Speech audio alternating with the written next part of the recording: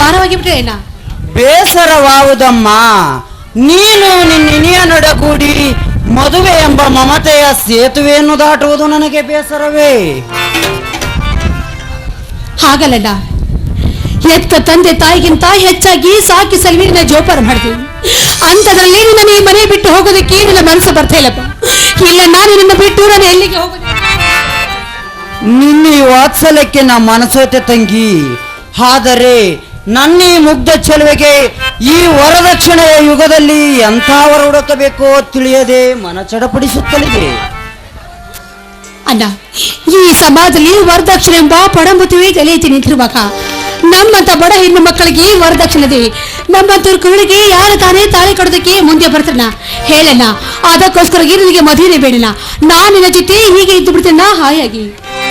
ಇಂದಿನ ಸಮಾಜದ ಸಿರಿವಂತರು, ವಿದ್ಯಾವಂತರು, ವಿನಯಶೀಲರೆಲ್ಲರೂ ವರದಕ್ಷಿಣೆ ಎಂಬ ಆಸನದಿಂದ ಎಳೆದೇ ಕುಳಿತಿದ್ದಾರಮ್ಮ. ಈ ಕಾರಣವಾಗಿ ಕೆಲ ಬಡ ಕನ್ಯೆಯರು ಕವಿರಶ್ಮಿಯ ದರ್ಶನವಿಲ್ಲದ ಅರಮನೆಯಂಥ ಮದುವೆಯನ್ನು ಕಾಣದೆ ಕಂಗೆಟ್ಟು ಕುಳಿತಿದ್ದಾರೆ. ಕಾರಣ, ಕಷ್ಟವಾದರೂ ಚಿಂತೆ ಇಲ್ಲ, ಸಾಲವಾದರೂ ಪರವಾಗಿಲ್ಲ, ನಿನ್ನನ್ನು ಮಾತ್ರ ವಿದ್ಯಾವಂತ ಹಾಗೂ ಸುಖದ ಅರಮನೆಗೆನೆ ಕಳಿಸುವೆನಮ್ಮ. ಅಣ್ಣ, ನೀನೀಗ ಹಸಿದು ಬಂದಂತೆ ಕಾಣ್ತದೆ. ನಡೆ, ನಾ ಒಳಗಡೆ ಬಿಸಿ ಬಿಸಿ ಅಡಿಗೆ ಮಾಡ್ತೀನಿ, ಊಟ ಮಾಡುವಂತೆ ಬಾ.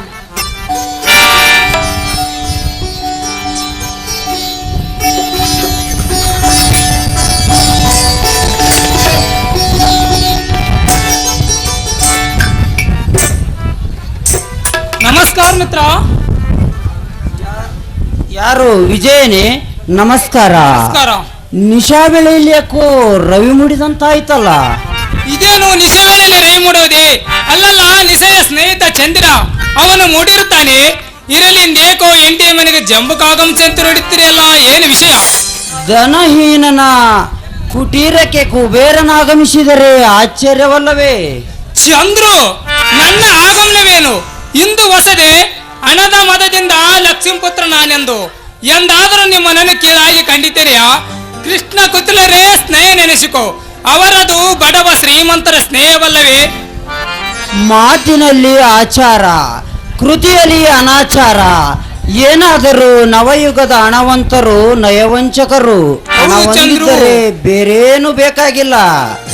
ಇದೇನು ಚಂದ್ರು, ಇಂದೇಕೆ ಹೊಸ ನುಡಿಗಳು? ಸುರಿಮಳೆಯನ್ನು ಸುರಿಸಲು ಆರಂಭಿಸಿದೆಯಲ್ಲ, ಎಂದಾದರೂ ನಾನು ಹಣಕ್ಕೆ ಬೆಲೆ ಕೊಟ್ಟಿದ್ದೇನೆಯಾ? ಹಣಕ್ಕೆ ಬೆಲೆ ಕೊಡಲಾರೆ, ಹಣಕ್ಕೆ ಬೆಲೆ ಕೊಡಲಾರೆನೆಂದು ಹೇಳುವ ನೀನೇ ಮುಂದೆ ವರದಕ್ಷಿಣೆಯ ವಾಹನವನ್ನೇರದೆ ಮದುವೆಯನ್ನಾಗುವಿಯಾ? ವರದಕ್ಷಿಣೆ ಭೀಕರತನೆಯನ್ನು ಕಂಡು ಈ ನನ್ನ ಗೆಳೆಯನ ಮನ ನಿರ್ಮಲ ಸ್ನೇಹವನ್ನೇ ಶಂಕಿಸುವಂತಾಗಿದೆ. ಚಂದ್ರು, ಎಲ್ಲರಂತವನಲ್ಲ ನಿನ್ನ ಮಿತ್ರ. ಸತ್ಯವಾಗಿ ಹಣದ ಮದ ನನಗೆ ತಲೆಗೇರಿಲ್ಲ. ನಿನಗಷ್ಟು ಸಂತವಿದ್ದರೆ ತೆಗೆದುಕೋ ನನ್ನ ವಚನ. ನಿನಗೊಪ್ಪಿಗಿದ್ದರೆ ಬೆಳೆದು ನಿಂತಿರುವ ನಿನ್ನ ತಂಗಿಯನ್ನು ವರದಕ್ಷಿಣೆಯಿಲ್ಲದೆ ಹೊರಸಲು ಸಿದ್ಧನಿರುವೆ. ಹೌದು ಮಿತ್ರ, ಈ ನುಡಿಯು ಸೂರ್ಯ ಚಂದ್ರನಿಷ್ಟೇ ಸತ್ಯ. ಈ ನನ್ನ ಕಾರ್ಯ ಕೈ ಹಿಡಿದರೂ ಬಡತನೆಂಬ ಕಡಲಲ್ಲಿ ಕಲ್ಲು ಮಣ್ಣಿನ ಜೊತೆ ಮಾಣಿಕ್ಯ ಸಿಗುತ್ತಂಬುದು ಈ ಸಮಾಜಕ್ಕೆ ತೋರಿಸಿಕೊಡುತ್ತೇನೆ. ಕ್ಷಮಿಸು ಮಿತ್ರ, ಬಡತನದ ಬೇಗೆಯಲ್ಲಿ ದಿಟವನರಿಯದೆ ಕಟು ನುಡಿಯನ್ನಾಡಿ ಸಟಿ ನುಡಿಯುವನೆಂದು ತಿಳಿದ ಈ ನಿನ್ನ ಚಂದ್ರು. ತಪ್ಪು ನಿನ್ನದಲ್ಲ, ಇದೆಲ್ಲ ಶ್ರೀಮಂತರ ಸಮಾಜ. ಅವರ ಮದುವೆಯನ್ನು ವ್ಯಾಪಾರವನ್ನಾಗಿಸಿ ಅದರ ಬೆಲೆಯನ್ನು ಗಗನ ಎತ್ತರಕ್ಕೇರಿಸಿದ್ದಾರೆ. ವರದಕ್ಷಿಣೆ ಸಂತೆಯಲ್ಲಿ ಬಡವರಿಗೆ ವ್ಯಾಪಾರ ಇರುವುದರೊಂದು ಈ ನಿನ್ನ ಕಟುನುಡಿಗೆ ಕಾರಣ. ನನ್ನ ನೀನು ನಿಜವಾಗಿಯೂ ಬುದ್ಧಿವಂತ. ಅಗ್ನಿಯೊಡನೆ ಕೋಪಿಸಿಕೊಂಡು ಕಾದಾಡಿ ಮೈಕೂದಲು ಸುಟ್ಟುಕೊಂಡ ಮೂರ್ಖ ಕರಡಿಯ ಪಾಡಾಯಿತು ನನ್ನದು. ವ್ಯತೆಯನ್ನು ಮರೆತು ವಿಷಯಕ್ಕೆ ಬಾ. ನಿನ್ನ ತಂಗಿಯನ್ನು ಕೊಟ್ಟು ಬೀಗತ್ತನ್ನು ಬೆಳೆಸುವ ಅಥವಾ ನಿನ್ನ ನುಡಿಗಳಿಂದ ಹೆಜ್ಜೆ ಹೆಜ್ಜೆಗೂ ಮೂಕನಾಗಿದ್ದೇನೆ. ನಿನ್ನ ಮಾತಿಗೆ ಬದಲು ಹೇಳುವಷ್ಟು ಶಕ್ತಿ ನನ್ನಲ್ಲಿಲ್ಲ. ಇಲ್ಲ ಮಿತ್ರ, ನಾನು ನಿಜವಾಗಿ ನಿನ್ನ ತಂಗಿ ಕಮಲಿಯನ್ನು ಮನಪೂರ್ವಕವಾಗಿ ಪ್ರೀತಿಸುತ್ತೇನೆ. ನಿನ್ನ ತಂಗಿ ಯಾವುದರಲ್ಲಿ ಕಡಿಮೆತ್ತಾಳೆ? ಸೌಂದರ್ಯದಲ್ಲಿ, ವಿನಯದಲ್ಲಿ. ಈ ಕೆಸರಿನ ಕಮಲ ಸಿಗಬೇಕಾದ್ರೆ ನನ್ನ ಪುಣ್ಯ. ನಿನ್ನ ಸಮ್ಮತಿಯ ಮೊದಲೇಳು. ಬಡವನ ಮನೆಯ ಚಾಹಸ ಇದ್ರೆ ಸರಿಯಾಗಿತ್ತು. ಅದರ ಅವಶ್ಯಕತೆ ಏನಿಲ್ಲ. ದೇವರ ದಯವಿದ್ದರೆ ನಾಳೆ ನಿರ್ಧಾರದ ಜೀವನದಲ್ಲವೇ ನಾ ಬರುವೆ. ಸ್ನೇಹಿತ್ ವಿಜಯ್, ನೀನು ನಿಜವಾಗಿಯೂ ದಯಾವಂತ. ನಿನ್ನ ನಿರ್ಧಾರವು ನನ್ನನ್ನು ಮೂಕನನ್ನಾಗಿ ಮಾಡಿದೆ. ತಂಗಿ, ವಿಜಯನ ಬಾಳ ಸಂಸಾರದಲ್ಲಿ ಪ್ರವೇಶಿಸಲು ನಿನಗಿಷ್ಟವಿದೆಯೇನಮ್ಮ? ಇಲ್ಲಿ ಅಣ್ಣ, ನೀನೇ ತೀರ್ಮಾನಿಸಿದ ಮೇಲೆ ನನ್ನದೇನೇನಿದೆಯಾ ಇದ್ರಿಗೆ? ನಿನ್ನ ಒಪ್ಪಿಗೆ ನನ್ನ ಒಪ್ಪಿಗೆ ಅಣ್ಣ. ಅಂದರೆ ನಿನ್ನ ಒಪ್ಪಿಗೆಯೂ ಕೂಡ ಇದೆ ಎಂದು ಅನಿಸ್ತದೆಯಮ್ಮ. ಈ ಲಗ್ನವೊಂದು ಆ ಮಾಮಹಿಮ ಮಲ್ಲಿಕಾರ್ಜುನನ ಕೃಪೆಯಿಂದ ನೆರವೇರಿದರೆ ನಮ್ಮಷ್ಟು ಪುಣ್ಯಶಾಲಿಗಳೇ ಯಾರಿಲ್ಲ. ಹೋಗೋಣ, ಮಾತಿಗೆ ಕಡಿಮೆ ಹಾಕಿಬಿಟ್ಟಿಲ್ಲ. ನಡಿಯನ್ನ ಊಟ ಮಾಡುವಂತ ಹೇಳ.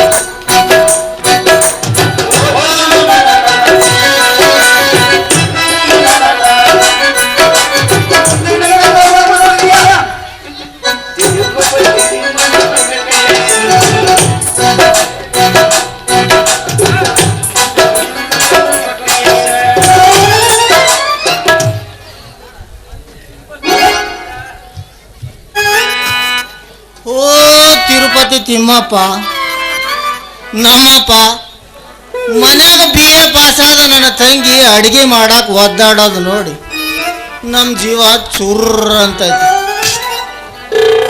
ದೇವ್ರಿ, ನಾವು ನಿಂತಾಗ ಏನೂ ಕೇಳೋದಿಲ್ಲ, ಆದರೆ ನಮ್ಮ ತಂಗಿ ಒಳತಿಗಾಗಿ ಕೆಂಬಣದಂಥ ಅಪ್ಸರೆ ಅಂತ ಅತ್ತಿಗೆಯನ್ನು ಕರುಣಿಸಪ್ಪ. ನಮ್ಮಪ್ಪ ತಿರುಪತಿ ತಿಮ್ಮಪ್ಪ. ಏನ್ರಿ ಎಂಥ ಕಾಲ ಬಂತು ಅಂತೀನಿ. ಅಲ್ಲ, ಹೆಂಡತಿ ಹೋಗಿ 2 ವರ್ಷ ಆದರೂ ಮರಮದುವೆಗಂತ ಒಂದು ಕನ್ಯಾ ಸಿಗೋದು. ಕನ್ಯೆ ಐತೇನ್ರಿ ಅಂತ ಕೇಳಿದ್ರ ಐತಿ ಅಂತಾರ. ಎರಡನೇ ಸಂಬಂಧ ರೀ ಅಂದ್ರ ಒಲ್ಲೆ ಅಂತಾರ. ಎರಡನೇ ಮದುವೆ ಮಾಡ್ಕೊಳ್ಳೋ ಗಂಡು ಅಂದ್ರ ಬೀಜಬಾರ್ದು ಓರಿ ಅಂತ ತಿಳ್ಕೊಂಡಾರೇನ್ರಿ ಹುಡುಗಿಯರು? ಅನುಭವಿಗಳಿಗೇನು ಗೊತ್ತು, ಅನುಭವದ ಅಮೃತ. ಇರ್ಲಿ, ಅಲ್ಲಿ ಯಾರೋ ಹಣ್ಣು ಮಾರ ಹುಡುಗಿ ಬರಾಕತ್ತಾಳ, ಸ್ವಲ್ಪ ಮಜನಾರು ಮಾಡೋ.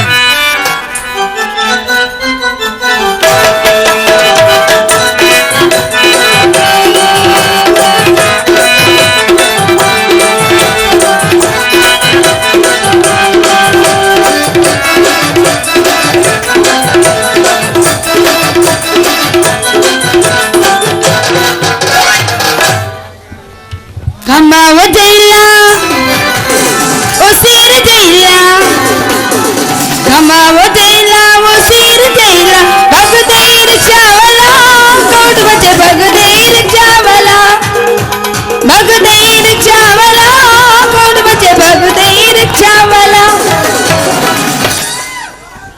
ಅನ್ಬೇಕಿನ್ರಿ ಹಣ್ಣು?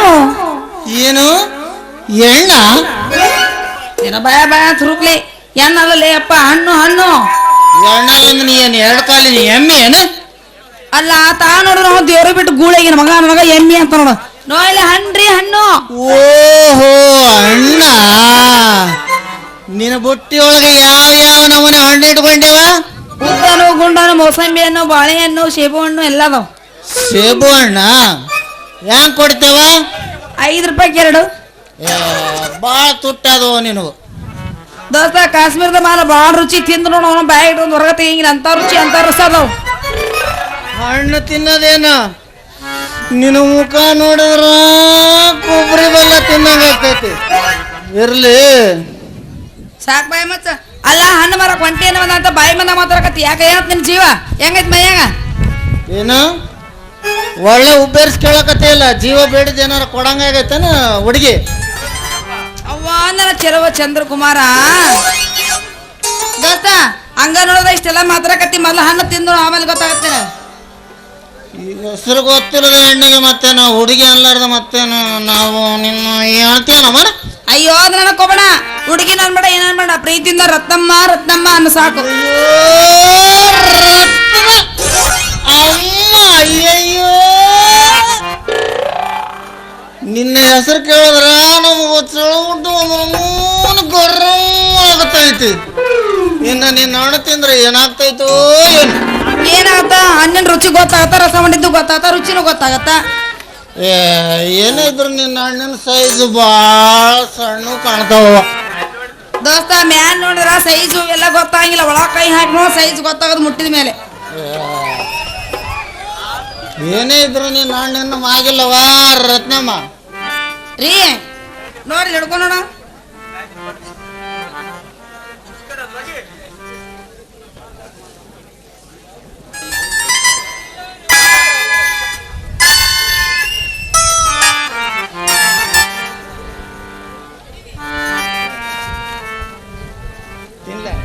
ದೋಸ್ತ ಮ್ಯಾಗಿನ ಬಣ್ಣಕ್ಕ ಮಳೆ ಮಾತಾಡಬೇಡ, ಒಳ ಕಂಡ ಮಾತಾಡಲ್ಲ, ಸೈಜ್ ಗೊತ್ತಾಗೋದು ಕಂಡ ಮಾತಾಡ್ರಿ. ನೋಡ ಮತ್ತೆ ನಂಗೆ ಚಲೋ ಅನ್ಸ್ಲಿಲ್ಲ, ನಾವು ಓಡೇ ಬಿಡವ. ಮೊದ್ಲು ಹೇಳ್ತೀನಿ ನನಗ.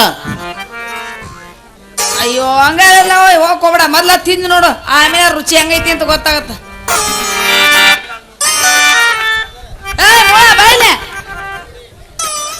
ಅಲ್ಲ ಹಣ್ಣು ಕೈ ಹಿಡ್ಕೊಂಡು ತಿಂದಂಗ ಹೊಂಟಿಲ್ಲ, ಅವೇನು ಪುಕ್ಷಟಿ ಬಂದ ಅಂತ ತಿಳ್ಕೊಂಡೆ ಗಾವನೆಗ. ಅಲ್ಲ ಹಣ್ಣು ತಿನ್ನು ಅಂದಿ, ತಿಂದೆ ಒಂಟೆ, ಮತ್ತಿನ್ನೇನೀಗ? ಯಾರು ರೊಕ್ಕ ಕೊಟ್ರು ಹಂಗ ಹೊಂಟ್ರಿ ಹೆಂಗ? ನನ್ನ ಅಣ್ಣನಕ ಈ ಹಣ್ಣಿಗೇನಾರ ಪಂಚಗಾರನ ಕೈಲಿ ಹೆಸರು ಹಾಕ್ಸಿ ಏನು? ದೋಸ್ತ ರೊಕ್ಕ ಕೊಟ್ಟಿ ಸರಿ, ಈಗ ಮೈಮೇನ ಬಟ್ಟಿ ಚಡ್ಡಿ ಎಲ್ಲ ಬಿಚ್ಕೊಂಡು ಕಳಿಸ್ಬಿಡ್ತೀನಿ ನಾನೇನು. ಅದಕ್ಕೆ ನಿನಗೆ ಯಾಕೆ ಇಷ್ಟು ಕಷ್ಟ ಅಂತೀನಿ? ನೀನು ಬಿಚ್ಚು ಅಂದ್ರೆ ಸಾಕು.